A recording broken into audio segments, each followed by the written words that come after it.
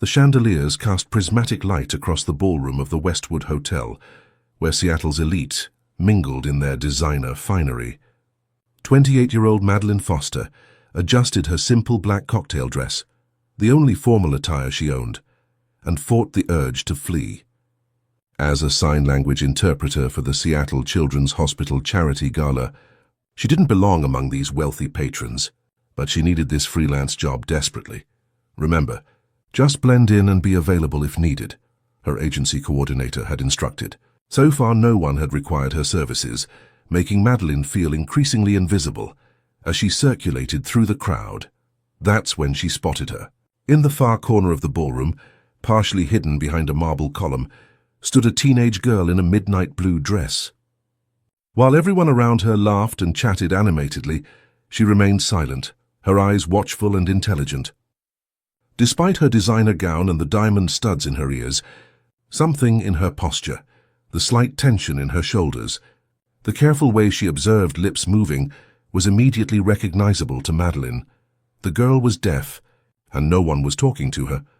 Madeline's attention shifted as a ripple of excitement surged through the crowd. Jackson Pierce, tech billionaire and the evening's honored guest, had arrived. His company, Pierce Innovations, had donated millions to the Children's Hospital's new pediatric wing. Cameras flashed as he entered, a tall man with salt and pepper hair and commanding presence. People gravitated toward him like moths to flame, eager to share his spotlight. "Mr. Pierce, over here," called photographers and reporters, while wealthy donors jostled to shake his hand. Madeline glanced back at the girl in blue, noticing how she watched her father. For who else could the famous Jackson Pierce be to her? With a mixture of pride and resignation. Not once did Pierce look in his daughter's direction, and not once did anyone approach her. Taking a deep breath, Madeline crossed the room.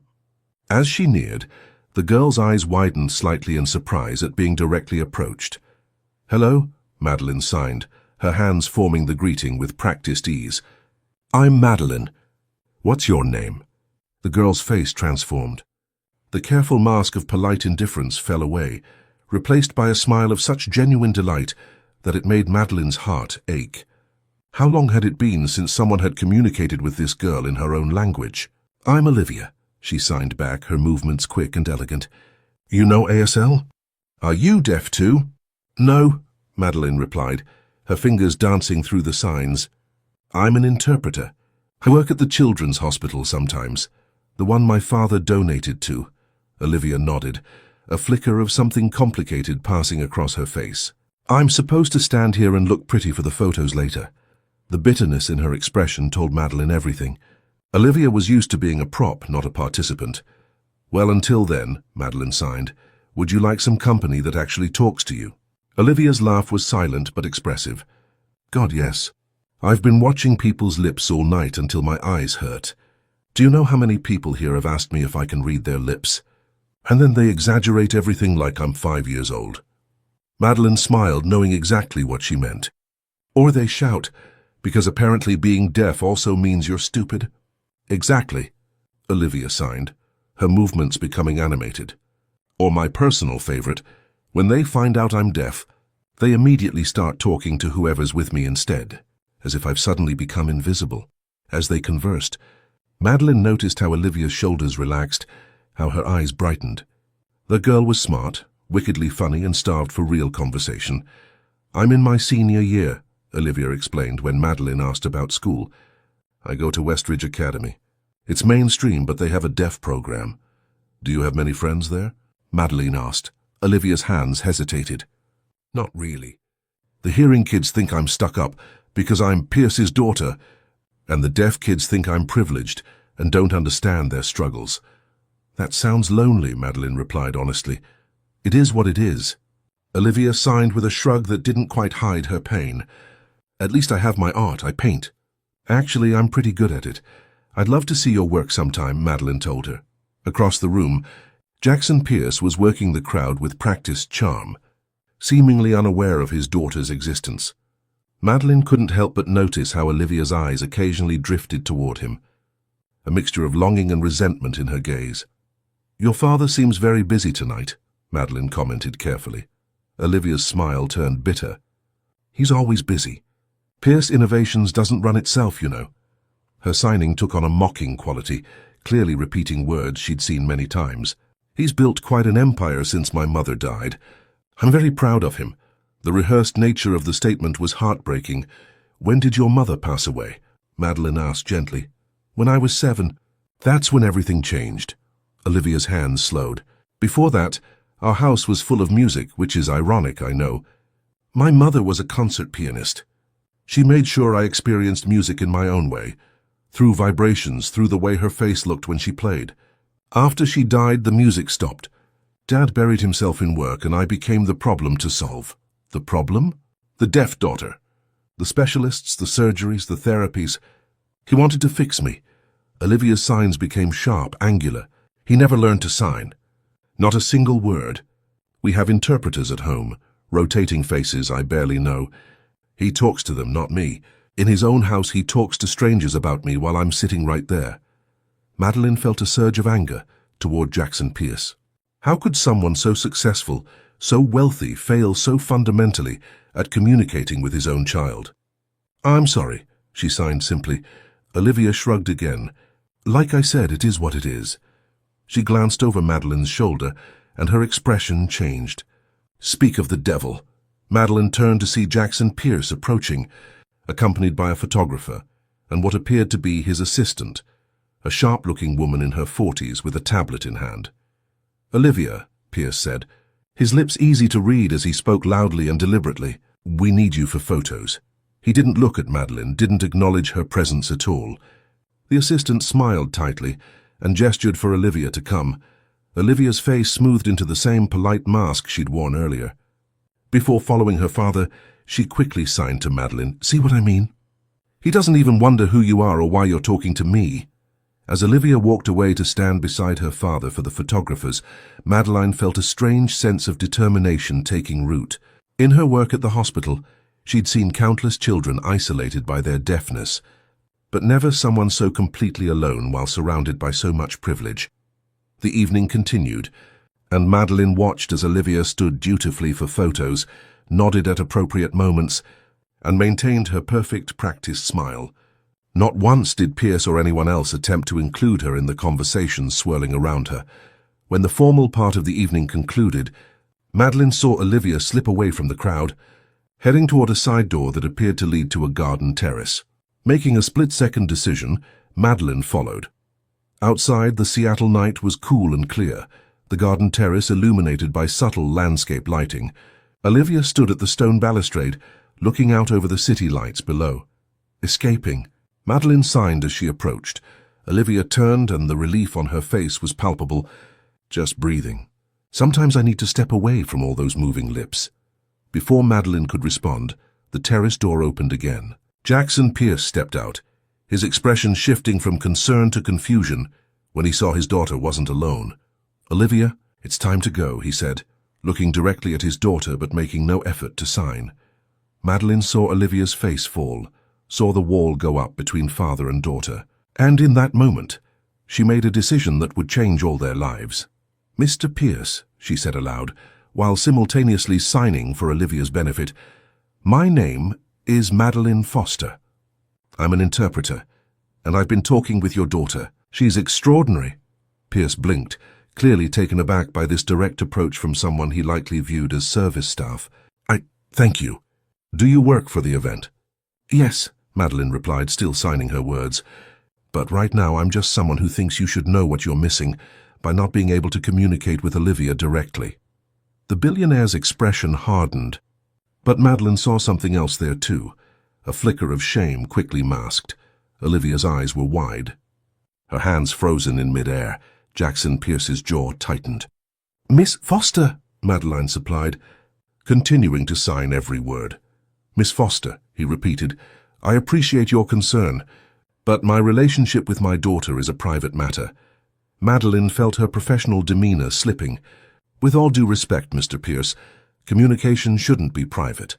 It should be accessible. Olivia's hands moved rapidly. Madeline, it's okay. You don't have to. No, it's not okay. Madeline signed back before addressing Pierce again.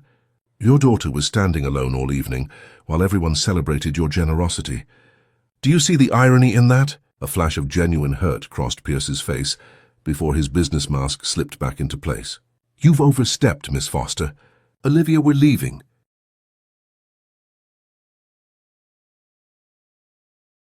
He turned and walked back toward the ballroom, clearly expecting his daughter to follow. Olivia hesitated, her eyes locked with Madeline's. I'm sorry, Olivia signed quickly. He gets defensive about this. It's been this way since the accident. Accident? Madeline asked, but Olivia was already moving away. Find me at Westridge Academy, Olivia signed before disappearing through the door. Madeline stood alone on the terrace, heart pounding. She'd jeopardized her professional reputation by confronting a powerful client. Worse, she might have made things harder for Olivia. The next morning, Madeline woke to a voicemail from her agency coordinator. Madeline, call me back immediately. There's been a complaint about your conduct at the gala last night. Her stomach dropped. This was exactly what she'd feared. With her apartment rent already 2 weeks overdue and student loans piling up, she couldn't afford to lose clients. She'd left a stable position at Seattle Public Schools 6 months ago when budget cuts eliminated her role, and freelance work had proven far less reliable than she'd hoped. She returned the call with trembling fingers, prepared for the worst. I can explain, Madeline began when her coordinator answered. You certainly will explain, came the terse reply. Jackson Pierce's office called this morning. They've requested you specifically for a private appointment at his home this afternoon. Madeline nearly dropped her phone. They what? I have no idea what happened last night, but somehow you've caught the attention of one of the most influential men in Seattle. This could be huge for the agency, Madeline. Don't mess it up.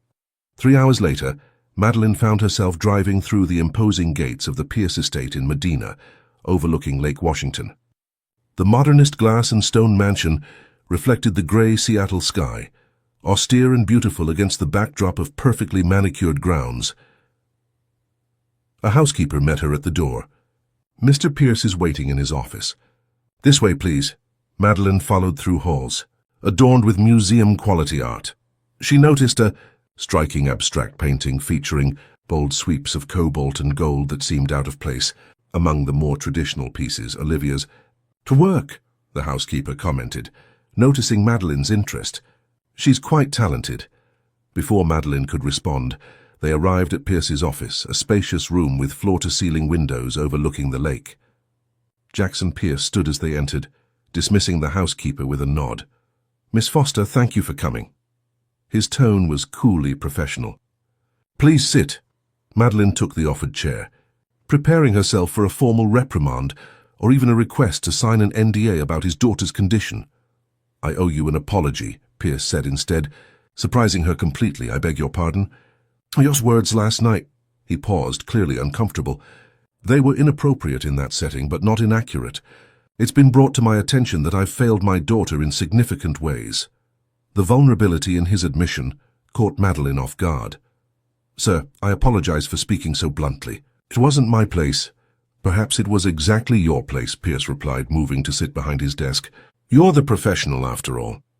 That's why I've asked you here today. He placed his hands flat on the desk surface, a businessman organizing his thoughts.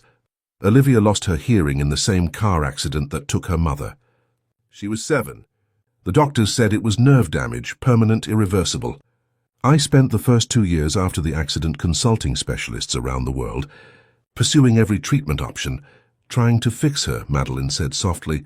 Remembering Olivia's words, Pierce winced. Yes, I couldn't accept that my daughter would never hear again. By the time I finally did accept it, a pattern had been established. Interpreters, specialists, tutors, people I paid to communicate with her so I wouldn't have to face my own inadequacy. He reached for a framed photograph on his desk, turning it so Madeline could see. A younger Pierce stood with a beautiful woman and a small beaming child, Olivia, before the accident. Catherine, my wife, started teaching Olivia sign language when she was an infant. Baby sign, they called it. Catherine believed in communication in all its forms. She was a concert pianist, but she always said music was just one language among many. Olivia mentioned her mother was a pianist, Madeline said. Pierce looked up sharply. She talked about Catherine. Briefly, she said your house was once full of music. He set the photograph down carefully, as though it might shatter. It was. After the accident, I couldn't bear to hear it anymore. I sold Catherine's piano, stopped playing the records she loved. I thought I was protecting Olivia from painful reminders, but perhaps I was only protecting myself. Madeline watched as emotions played across his face. Grief, regret, a desire to make things right. Despite her initial anger toward him, she felt her perspective shifting. "Mr. Pierce, why exactly am I here today?" He straightened, businessman mode re-engaging. "I want to hire you, Miss Foster. Not through your agency, but directly. A personal contract? To interpret for Olivia." "No," he said firmly. "To teach me to sign. I should have learned years ago. I want to communicate with my daughter directly, without intermediaries." Madeline sat back, genuinely surprised. "That's commendable, Mr. Pierce. But learning ASL takes time and consistent practice. It's not something you can accomplish in a few sessions. I'm aware. I'm prepared to commit to regular lessons over the next year, at minimum. Twice weekly, more if my schedule allows." He named a figure for her compensation that made Madeline's eyes widen. "Would that arrangement interest you?" It would solve her financial problems overnight. But money wasn't her primary concern. "Before I answer, may I ask why now? What changed?" Pierce's expression softened almost imperceptibly. "Last night I watched my daughter's face when you spoke to her in Sign. I realized I haven't seen her look that alive in years. Then this morning she left this on my desk." He handed Madeline a folded piece of paper. Inside was a handwritten note. "Dad, I know you're angry about what happened with the interpreter last night, but for 10 minutes someone saw me, not Pierce's deaf daughter. If you really want to honor Mom's memory with your hospital donations, remember what she always said. True healing begins with being heard. I haven't been heard in a long time." Olivia Madeline carefully refolded the note, her throat tight with emotion. "I've spent years throwing money at my daughter's deafness," Pierce said quietly. "Building deaf education wings, funding research, donating to organizations, all while failing to make the one investment that truly mattered." "It's not too late," Madeline said. "Olivia is still young. She leaves for college next year. Harvard has already accepted her early decision." Pride flickered across his face. "I have a limited window to repair what I've broken." Madeline considered her response carefully. "Mr. Pierce, I'd be happy to teach you ASL, but I need to be clear about something. This won't be a quick fix. Learning to sign is one thing. Rebuilding your relationship with Olivia is another." "I understand." He rose from his desk. "I'm prepared to do whatever it takes. Now there's someone else who would like to speak with you." As if on cue, the office door opened and Olivia entered. Seeing Madeline, she broke into a genuine smile. "You came," she signed. "Your father invited me," Madeline replied in sign. Olivia's eyes darted between Madeline and her father, confusion evident. "Why?" Pierce cleared his throat awkwardly. "I'll let Miss Foster explain. I have a conference call in 5 minutes." He paused at the door, looking back at his daughter. "Olivia, we'll talk later." After he left, Olivia's hands moved rapidly. "What's happening? Am I in trouble for what happened last night?" "Are you?"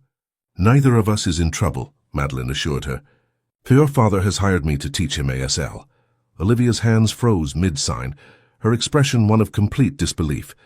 "My father? Learning to sign?" "You're joking." "I'm not." "He seems very determined." Olivia sank into the chair her father had vacated, her face a complex mixture of hope and skepticism. "He won't stick with it. He never does with anything involving my deafness." "Maybe this time will be different," Madeline suggested gently. "Why would it be?" Olivia's signs were sharp, revealing years of disappointment. "Because this time he's not trying to fix you.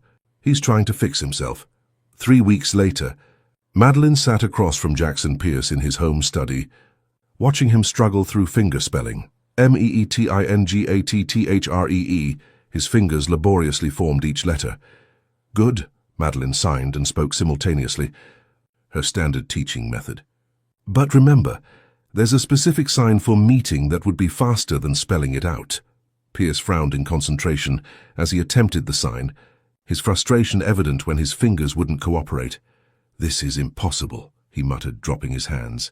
"I'm too old to learn a new language." "You learned Mandarin for business deals," Madeline reminded him, having learned about his linguistic accomplishments during their sessions. "That was different. I was younger and it was—" He trailed off, aware of the implication. More important, Madeline supplied, keeping her tone neutral. Pierce had the grace to look ashamed. I was going to say easier, but you're right to call me out. Over these weeks, Madeline had discovered that beneath his imposing exterior, Jackson Pierce was a complex man, brilliant in business but emotionally stunted by grief, capable of tremendous focus yet blind to what was right in front of him. Let's try a different approach, Madeline suggested. Instead of business vocabulary, let's practice something you might actually want to say to Olivia. Pierce looked uncomfortable. Such as, how about I'm proud of you? That's something every child needs to hear. Something flickered across his face. Does she think I'm not proud of her? Madeline chose her words carefully. Mr. Pierce, when was the last time you told her so directly? He didn't answer, which was answer enough. Let me show you, she said, demonstrating the sign. I'm proud of you. Pierce watched intently, then mimicked her movements with surprising grace. For all his complaints, he was actually progressing faster than most adult learners. Perfect, Madeline encouraged. Now try I love you. The simple hand sign, pinky, index finger, and thumb extended, seemed to overwhelm him. After attempting it, he abruptly stood and walked to the window. Mr. Pierce, I haven't said those words to Olivia since Catherine died, he admitted, his back to Madeline. Not aloud and certainly not in sign. Why not? He turned, his composure slipping. Because every time I look at her, I see Catherine. I see what we lost. What I failed to protect. Understanding dawned on Madeline. The accident. You were driving? Pierce nodded once, sharply. Black ice. A truck jackknifed ahead of us. I swerved to avoid it, but we hit the guardrail instead. His voice became clinical, detached. Catherine died instantly. Olivia was in the back seat. The impact caused trauma to her auditory nerves. When she woke up in the hospital, she couldn't hear anything. That wasn't your fault, Madeline said gently. Tell that to my 7-year-old daughter, who woke up in a silent world without her mother. Bitterness edged his words. For months after, she would scream at night. Horrible, raw sounds. She couldn't hear herself. I couldn't comfort her. The only thing that calmed her was drawing. She'd draw for hours, these chaotic, dark pictures that her therapist said expressed her trauma. And now she's an artist, Madeline observed. A talented one, Pierce agreed, a hint of pride breaking through. She's been accepted to Harvard's visual arts program. Catherine would have been... His voice caught. Catherine would have been so proud. The lesson continued, but Madeline's mind kept returning to what Pierce had revealed. The accident explained so much about their broken relationship, his guilt, his emotional withdrawal, his desperate attempts to fix Olivia's deafness while avoiding the deeper wound between them. Later that afternoon, Madeline met Olivia at a coffee shop near Westridge Academy. These meetings had become regular occurrences, initially focused on discussing Pierce's progress with ASL, but evolving into genuine friendship. So Olivia signed after they settled with their drinks, "How's my father doing?" "Still terrible." "Actually, he's improving," Madeline replied truthfully. "He's more dedicated than you might think." Olivia rolled her eyes. "He approaches everything like a business acquisition. Study it, master it, move on to the next challenge. Is that so bad if it means he's learning to communicate with you?" "I'll believe it when I see it," Olivia signed, but Madeline noticed the hope hiding behind her skepticism.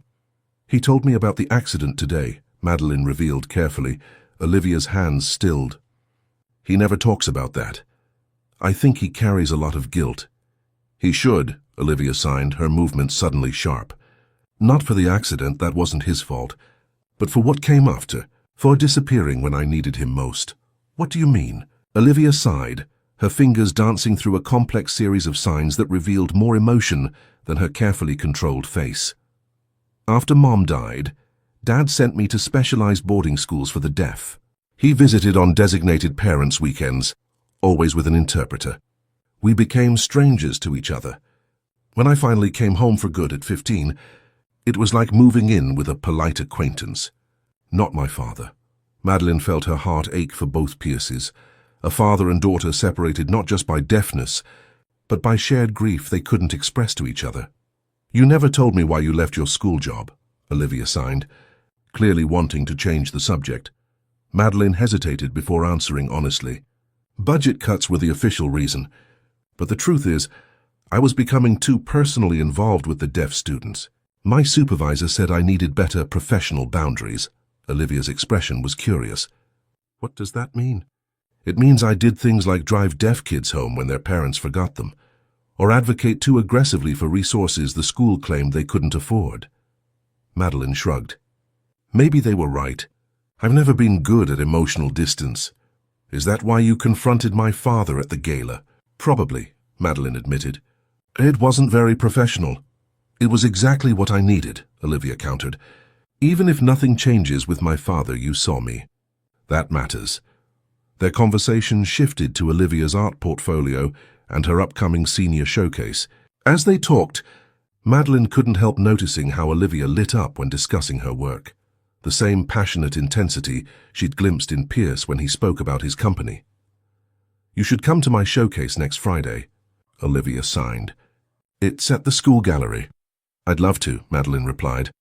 Will your father be there? Olivia's expression clouded. He's been invited. He always makes an appearance at school events. Donations to make, hands to shake. You know the drill. But he doesn't really see your art, Madeline guessed. He sees it as a hobby, not a calling, Olivia signed. He thinks Harvard's business school would be more practical than the visual arts program. Have you told him how important art is to you? How? We barely communicate about what time dinner is served. You could show him, Madeline suggested. Your art speaks volumes, Olivia. Maybe it could bridge the gap words haven't. The following Friday, Madeline arrived at Westridge Academy's gallery 30 minutes before the showcase was scheduled to begin. The space was already buzzing with activity as students made final adjustments to their displays. Olivia spotted her immediately and waved her over to a stunning collection of canvases dominating the gallery's center wall. Madeline's breath caught as she took in the series, abstract compositions that somehow conveyed profound emotion through color and movement. Olivia, these are incredible, she signed truthfully.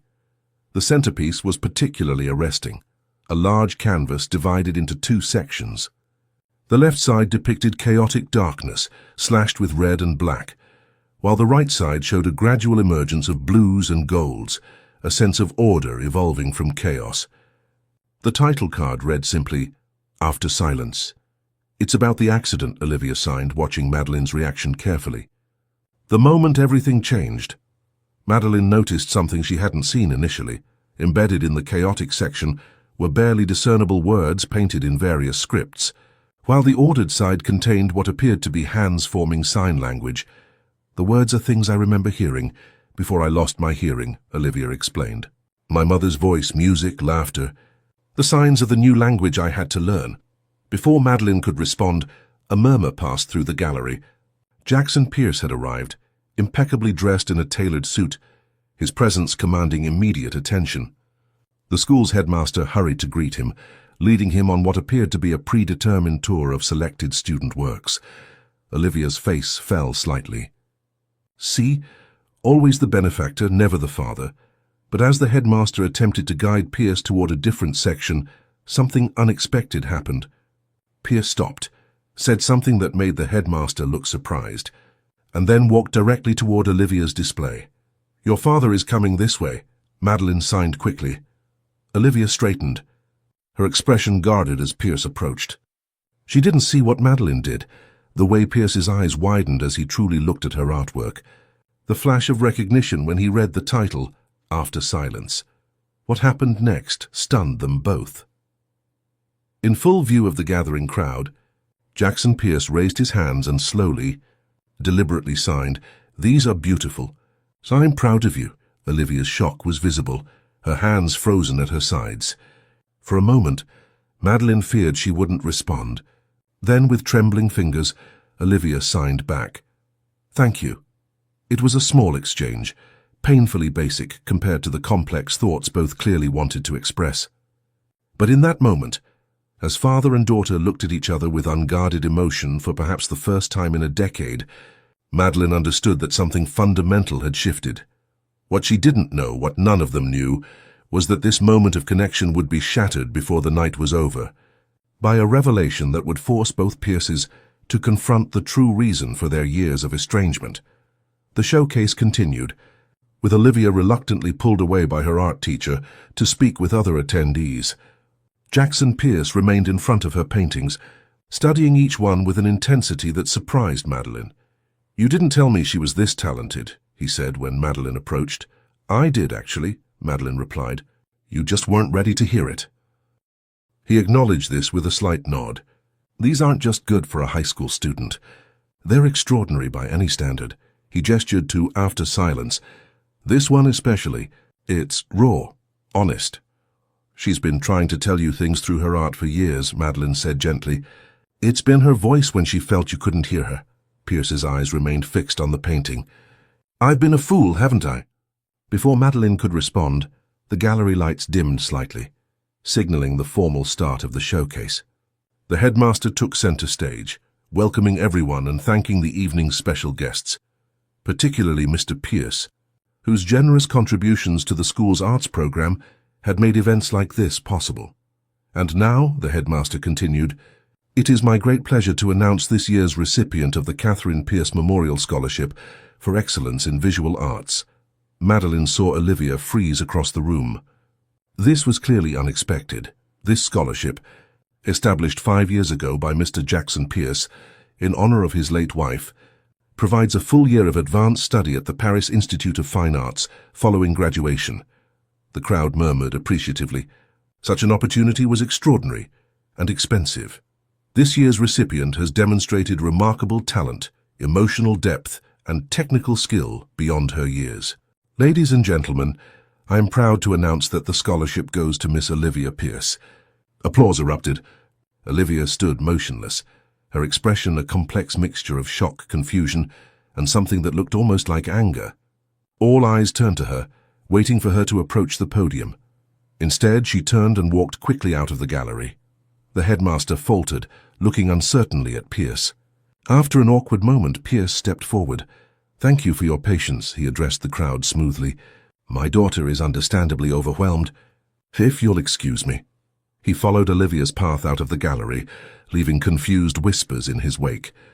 Madeline hesitated only a moment before going after them both. She found them in an empty classroom down the hall.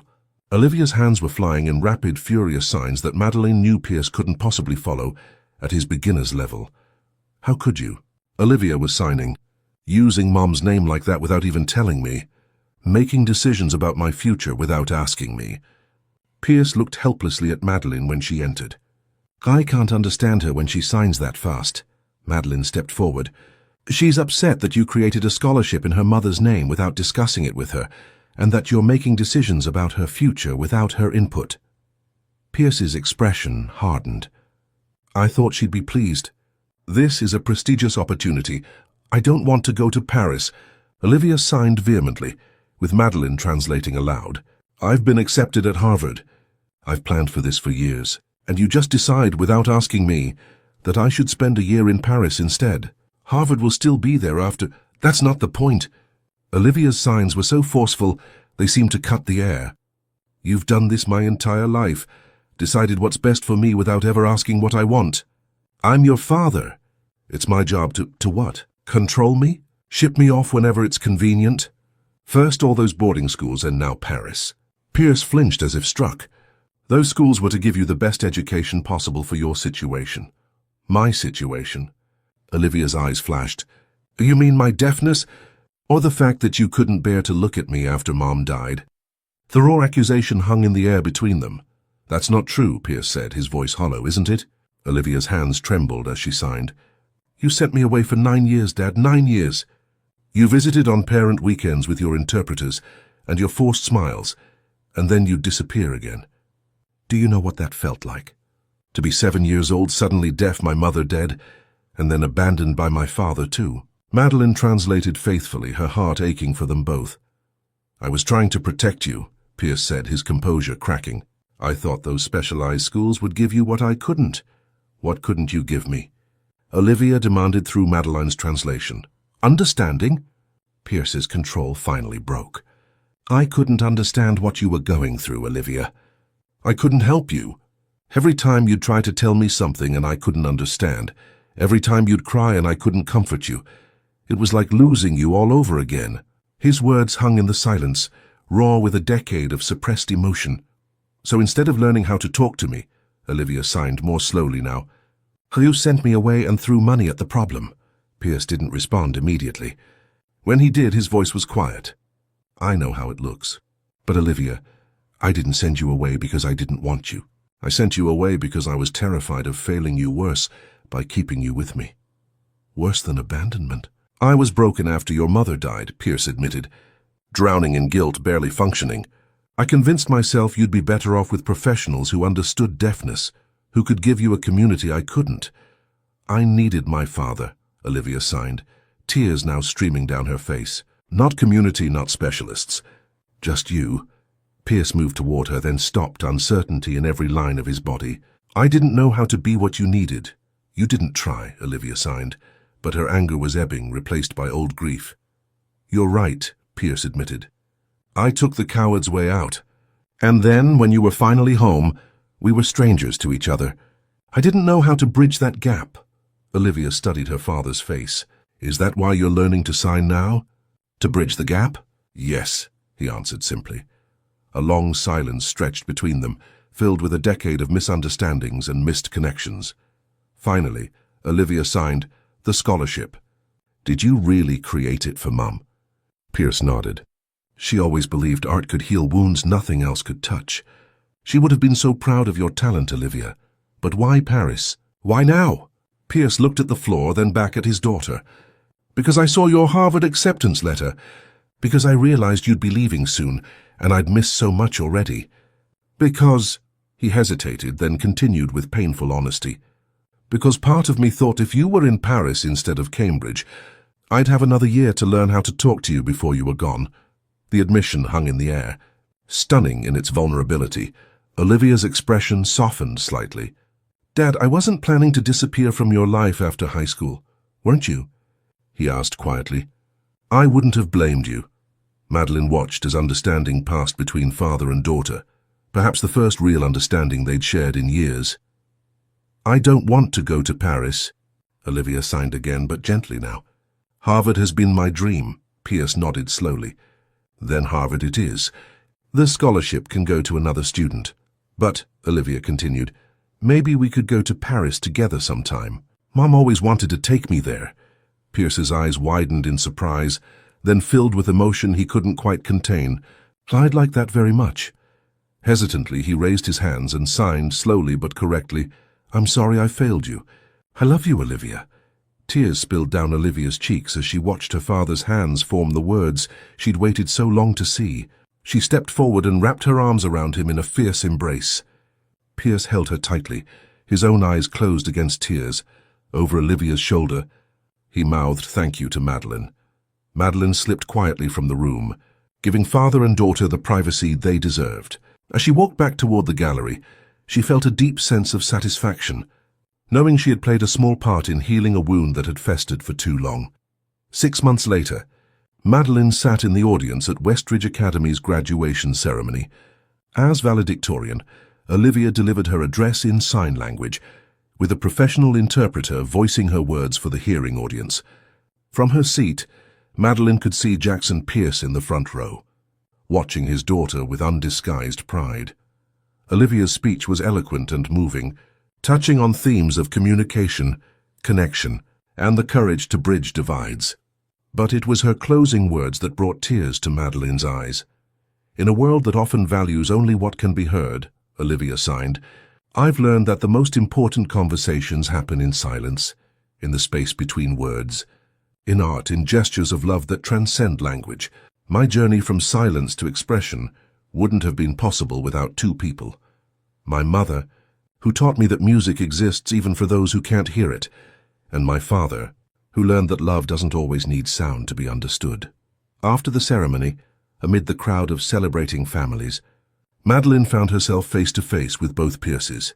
We have something to show you, Olivia signed excitedly. She nodded to her father, who pulled out his phone and opened a photo gallery. The images showed a spacious studio filled with natural light, art supplies, and several easels. We've converted the East Wing sunroom into Olivia's studio, Pierce explained. She'll use it when she's home from Harvard. It's beautiful, Madeline said sincerely. And that's not all, Olivia signed. Tell her, Dad.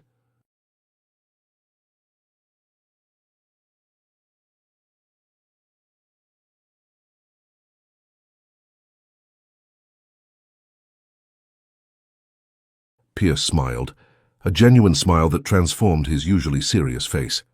I've established a foundation in Catherine's name, the Pierce Foundation for Deaf Education and the Arts. We'll be funding art therapy programs, sign language education, and scholarships for deaf students. And, Olivia added proudly, all foundation staff will be required to learn ASL, no exceptions. That's wonderful, Madeline said. Both of you must be very proud. We are, Pierce replied, his hands forming the sign simultaneously with his words, still basic but much more fluid than before. And we'd like you to be part of it, Madeline. As our program director, if you're interested. Madeline stared at them in shock. Program director? Me? Who better? Olivia signed. You're the one who taught us that communication isn't just about words. It's about actually seeing each other. Madeline looked between them. The brilliant, resilient young artist and the powerful businessman who had finally learned the most important language of all, and knew her answer immediately. I'd be honored, she said, signing and speaking the words that would begin the next chapter for all of them.